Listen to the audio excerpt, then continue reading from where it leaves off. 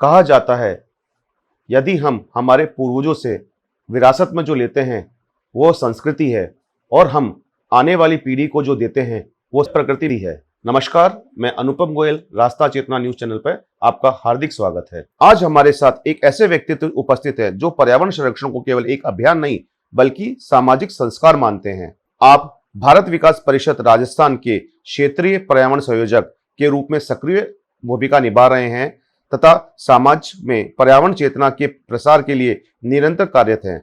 हमारे बीच उपस्थित हैं श्री दिलीप जी पारिक। दिलीप जी, आपका बहुत बहुत स्वागत है आज के हमारे पर्यावरण दिवस के अवसर के इस खास पॉडकास्ट के ऊपर।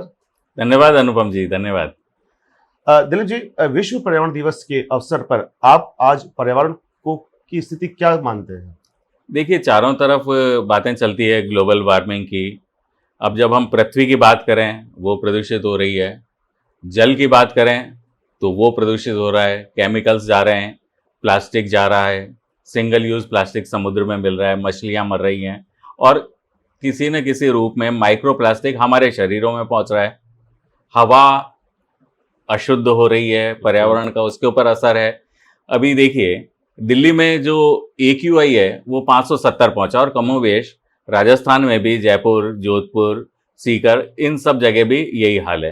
अब ये कहते हैं कि 300 से ज़्यादा अगर AQI है तो वो खतरनाक और घातक है, लेकिन हमारे यहाँ पे तो अक्सर इससे ज़्यादा ही हो रहा है। बिल्कुल। और वैचारिक प्रदूषण भी हो रहा है, यानी कि कुल मिला के ध्वनि प्रदूषण की हम बात करें तो हमारे देश में, कई देशों की तो जनसंख्या भी उतनी नहीं है जितने हमारे यहाँ पे कानों की बीमारी वाले लोग हैं, जिनको सुनाई कम देता है, श्रवण की, हियरिंग की जिनको प्रॉब्लम है, 6 करोड़ लोग। तो ध्वनि का जो प्रदूषण है वो 85 डेसिबल से अगर ज़्यादा है तो वो घातक है। और किसी भी व्यस्ततम चौराहे पे आप देखो तो हॉर्न की आवाज़ इतनी ज़्यादा है, 110 डेसिबल तक नोट करी गई हैं। तो ये सब चीज़ें बहुत ही नुकसानदायक है। तो क्लाइमेट के लिए एक्शन की ज़रूरत है। बिल्कुल। भारत विकास परिषद राजस्थान पर्यावरण के क्षेत्र में क्या विशेष योगदान दे रहा है? देखिए, ये बड़ा व्यापक प्रश्न है। सबसे पहले पर्यावरण के नाम पे जो बात आती है वो वृक्षारोपण की आती है। पिछले साल करीब 1 लाख वृक्ष रोपित किए गए थे राजस्थान में और इस बार 1.25 लाख वृक्ष रोपित करने का टारगेट है। बिल्कुल। इसी तरीके से 1,75,000 सीड बॉल्स हम उछालेंगे हरियाली के लिए। तुलसी के गमले वितरित करेंगे। ये इस तरीके से सारे ही क्षेत्रों में काम करेंगे। और इस बार जो मुख्य रूप से 2 काम लिए गए हैं, एक तो सघन वन का काम किया जाएगा और दूसरा प्रत्येक शाखा एक वाटर बॉडी को गोद लेगी, उसका संरक्षण करेगी। वाटर बॉडी यानी कि जैसे बावड़ी, तालाब, इस तरीके की जो चीजें हैं उनको संरक्षण का कार्य करेगी, क्योंकि जल का प्रदूषण भी बहुत ज्यादा हो रहा है और इसे रोकना भी बहुत जरूरी है। जहां तक इस तरीके के प्रकल्पों का सवाल है जिनका इम्पैक्ट सोसाइटी पे आता है, वो भारत विकास परिषद में, आपको एक उदाहरण देता हूं। भीलवाड़ा में वहां की शाखाओं ने एक प्रयोग किया। स्टेनलेस स्टील के 1000 थालियां ली, 5000 कटोरियां ली, 1000 चम्मच लिए, गिलासें ली और शहर के एक बीचों बीच स्थान पे हमारे ही एक साथी के प्रतिष्ठान पे रखवा दी और लोगों को बोला कि आपके यहाँ पे कोई शादी ब्याह है, कोई बर्थडे है या किसी तरीके का कोई इवेंट है तो आप निःशुल्क यहाँ से ले जा सकते हैं, बस शर्त इतनी है कि धो पहुँच के उसको वापस लौटा दीजिए। बहुत अच्छा प्रयास। हाँ, देखते ही देखते ये प्रोजेक्ट हिट हो गया और आज भीलवाड़ा में लगभग 365 दिन में से 200 दिन ये थाली और कटोरी लोग बाग ले जाते हैं, उसका उपयोग करते हैं। बहुत ही मतलब सक्सेसफुल रहा। इसी तरीके का एक और प्रयोग किया गया, थैले बनाए गए और थैले भी ऐसे जो नई जनरेशन उसको ले जाते हुए शर्म महसूस ना करे।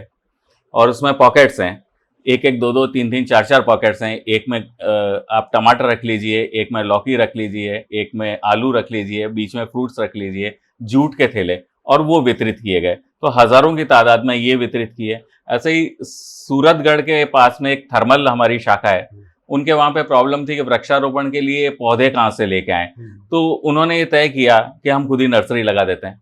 और आपको जान के बहुत खुशी होगी कि 6000 पौधे तो वो वितरित कर चुके हैं। बहुत अच्छा। और करीब 1000-1500 पौधे अभी भी वहाँ पे रखे हुए हैं, इस सीजन में काम आएंगे।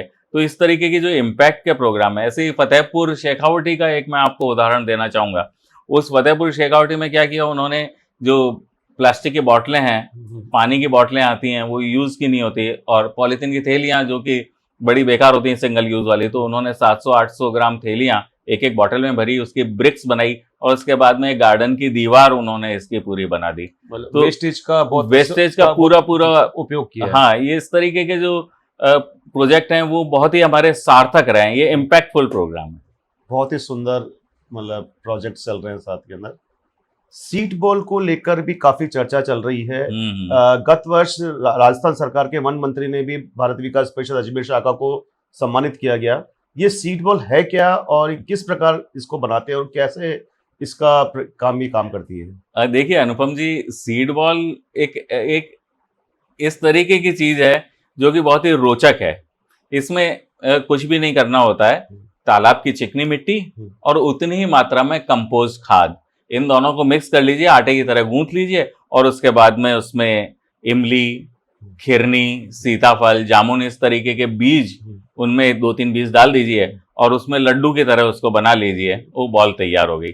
अब वो 2-3 दिन में सूख जाती है, छायादार जगह सुखा दीजिए उसको, और उसके बाद में जब वो तैयार हो जाती है, बारिश के मौसम में, मानसून में, उसको बंजर जमीन में, पहाड़ों पे, इस तरीके की जगह में उसको उछाल देते हैं, तो वो खुद ब खुद उग जाती है। उसमें खाद पहले से ही होती है, बस बारिश में नमी मिलती है उसको, तो वो पेड़ उग जाता है। इसमें जो छायादार पेड़ होते हैं, फलदार पेड़ होते हैं, उनको जंगली जानवर नहीं खाते, पेड़ को नहीं खाते, लेकिन उनके फल उनके काम में आते हैं। तो इस तरीके की ये योजना है। इसमें खासतौर से जो युवा पीढ़ी है, हम बच्चों के साथ में जाके वर्कशॉप करते हैं। अभी कोटा में एक प्रयोग किया गया, यूनिवर्सिटी ऑफ कोटा के साथ में 25,000 सीड बॉल की 15 दिन तक की वर्कशॉप लगाई, तो बड़े उत्साह के साथ लोगों ने भाग लिया। बच्चों के लिए भी एक तरह का नया प्रयोग हो जाता है। समाज सेवी कैंपों में हम देख रहे हैं कि वहां पे बच्चे जम के बना रहे हैं, कोई 5,000 बना रहा है, कोई 7,000 बना रहा है। तो इस तरीके से ये करीब, मुझे लगता है कि इस बार 2 लाख सीड बॉल्स भारत विकास परिषद की, जो राजस्थान की 45 शाखाएं, ये राजस्थान की 257 शाखाएं हैं, वो मिलकर इसको उछालने वाली हैं। अभी गत दिनों पहले मैंने न्यूज़पेपर में देखा था कि एक स्कूल के अंदर भी एक वर्कशॉप हुई थी। हाँ, तो हाँ, उसका क्या बच्चों का रेस्पॉन्स रहा? नहीं, इस तरीके की वर्कशॉप, आपने जिस वर्कशॉप की बात कर रहे हैं उसमें करीब 40 बच्चे थे, और उनको ये बोला गया कि आप लोगों को इस तरीके से सीड बॉल बनानी है। तो उनमें उत्साह इतना था कि उनका कैंप खत्म होने के बाद में पेरेंट्स उनका इंतजार कर रहे हैं बाहर, लेकिन वो मिट्टी से खेल रहे हैं और बना रहे हैं। एक दिन में 500 सीड बॉल बनाने का टारगेट था, उन लोगों ने 800 सीड बॉल बना दी। उसके बाद में बोलते हैं कि अगर मटेरियल और होता तो हम और बना लेते। मतलब बच्चों का खेलना का भी हो गया, जो पुराना हाँ। मिट्टी से घर बनाना वो, और एक साथ में प्रयोग भी हो गया, दोनों ही काम एक नहीं, वो जब उछालते हैं तो इंस्टा के ऊपर डालते हैं, अपनी रील बनाते हैं, फेसबुक पे लगाते हैं, तो इस तरीके से उसको इवेंट की तरह बनाते हैं। और हम चाहते हैं कि इवेंट से आंदोलन बन जाए, जन आंदोलन बनाना चाहते हैं। आगामी दिनों में सीड बॉल को लेकर क्या योजना है?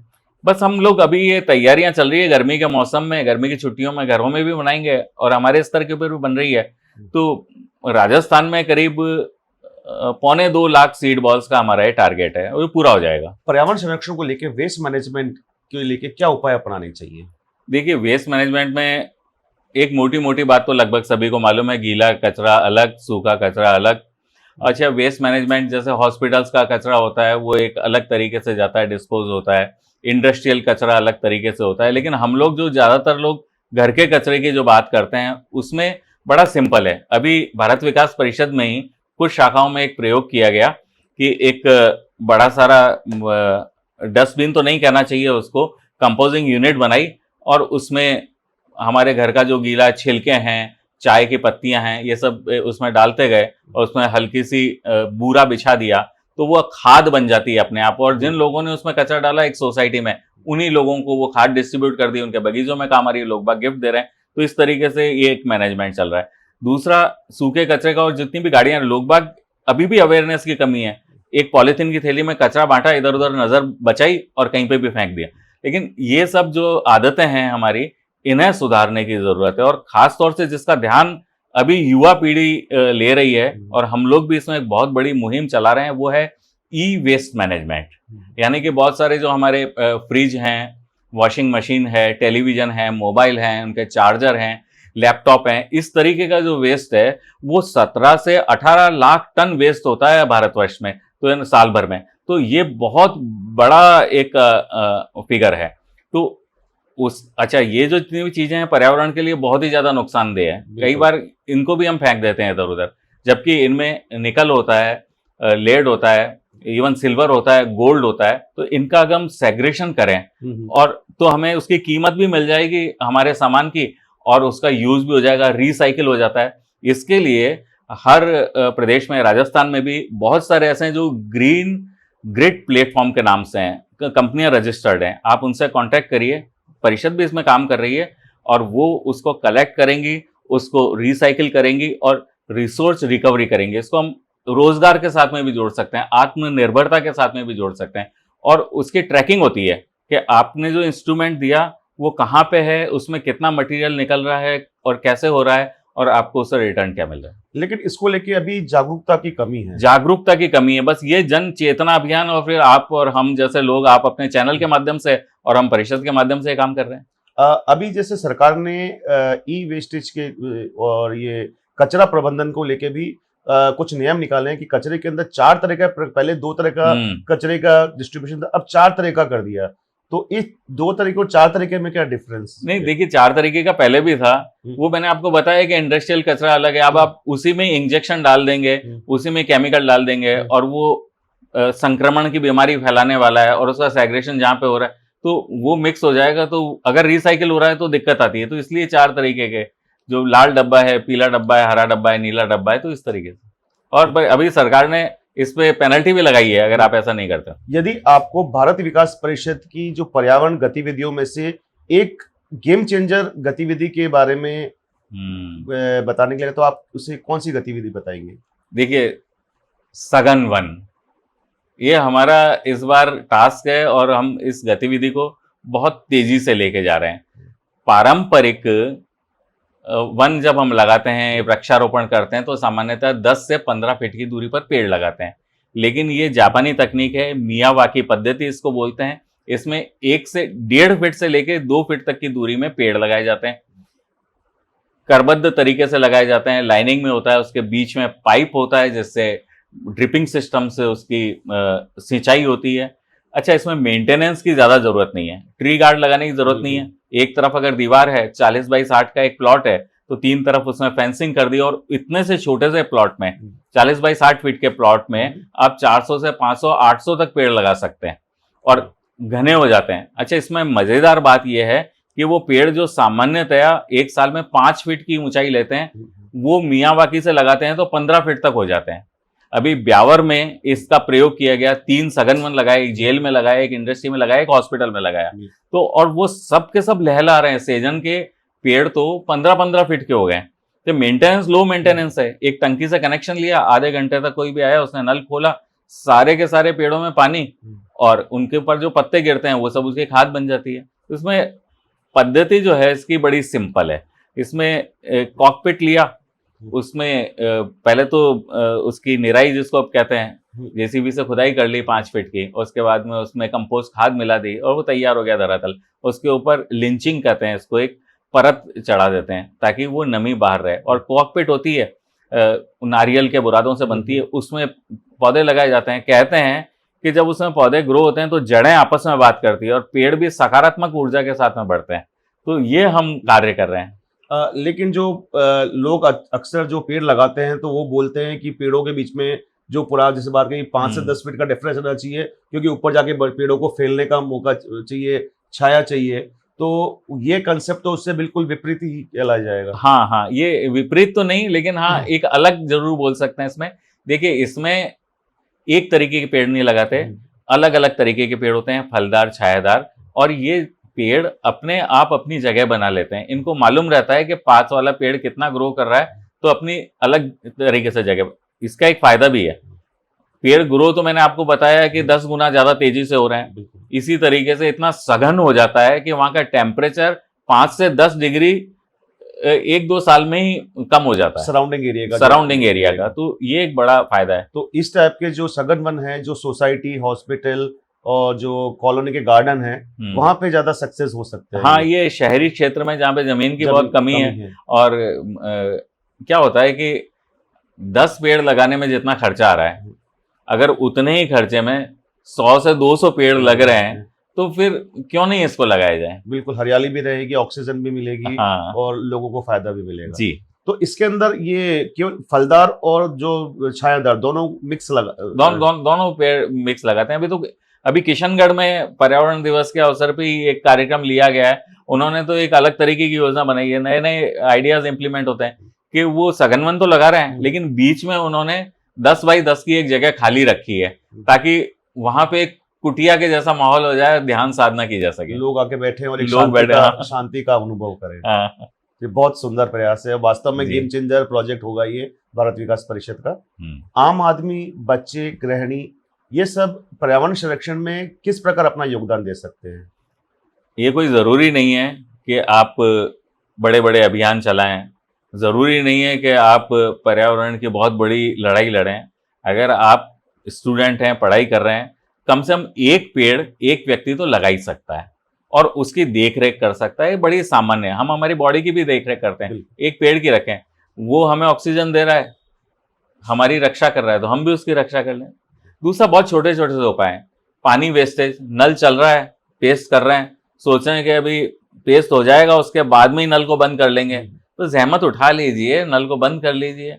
सिंपल से कचरा, मैंने जैसे कि आपको बताया, इधर उधर फेंको मत। भाई गाड़ी आती है आजकल हर शहरों में, बिल्कुल, तो उसमें तमीज के साथ में कचरा उसमें डाल दीजिए। अच्छा, एक ये बहुत अभी चेंज, आपने वीडियोस भी देखे होंगे बहुत सारे कि खाना वेस्ट कर रहे हैं लोग बाग हमारे देश में। समस्या हाँ, सबसे बड़ी है कि खाना बहुत ज्यादा वेस्ट कर रहे हैं। अभी इसके लिए तो फिगर्स आए हैं, कुछ एक संस्थाओं ने, अंतर्राष्ट्रीय संस्थाओं ने तो बोला है कि हमारे देश में 17 करोड़ लोग भूखे सोते हैं, और ऐसे में हम कई टन खाना जो है वो वेस्ट भी करते हैं। और ये सच्चाई भी है कि खाना तो हम लोग बहुत ज्यादा वेस्ट कर रहे हैं, तो इसको हमें कंट्रोल रखना है। उतना ही लो थाली में कि व्यर्थ न जाए नाली में, व्यर्थ न जाए नाली में। तो ये एक इस तरीके का एक प्रकल्प चलाने की जरूरत है। अच्छा, एसी चल रहा है, अब आपने सोचा कि मैं वापस आऊंगा तो कमरा ठंडा मिलना चाहिए, अब आधा एक घंटे बाद में आप वापस आ रहे हैं, एसी चल रहा है। दूसरा, लोगों की आदत बड़ी अजीब है, 18 के ऊपर एसी चल रहा है, अब 18 डिग्री से 20 डिग्री तक एसी चल रहा है, और रजाई ओढ़नी पड़ेगी।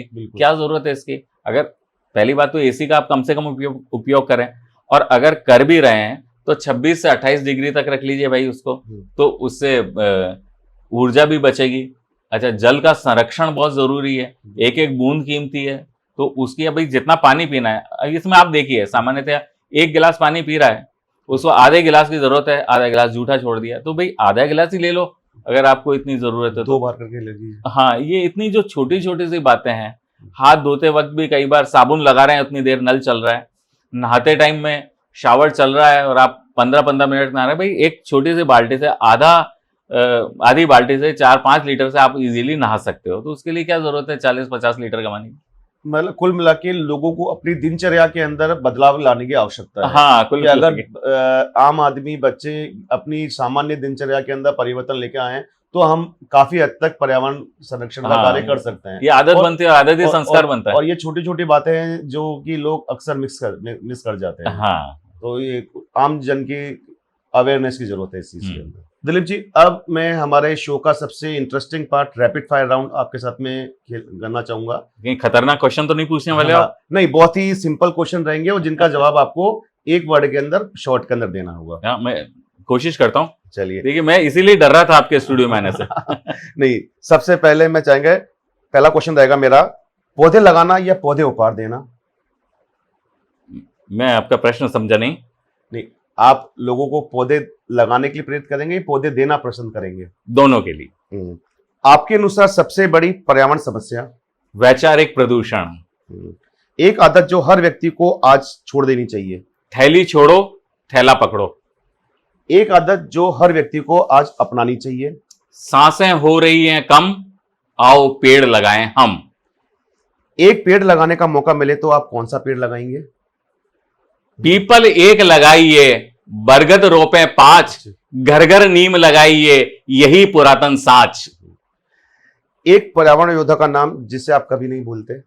अमृता देवी बिश्नोई, जिन्होंने आज से 300 साल पहले खेजड़ी के पेड़ों को बचाने के लिए मुहिम चलाई और अपनी जान का बलिदान दे दिया। अगर पेड़ बोल सकते तो इंसानों को क्या कहते हैं? हम जिंदा रहेंगे तो तुम जिंदा रहोगे। बिल्कुल सही।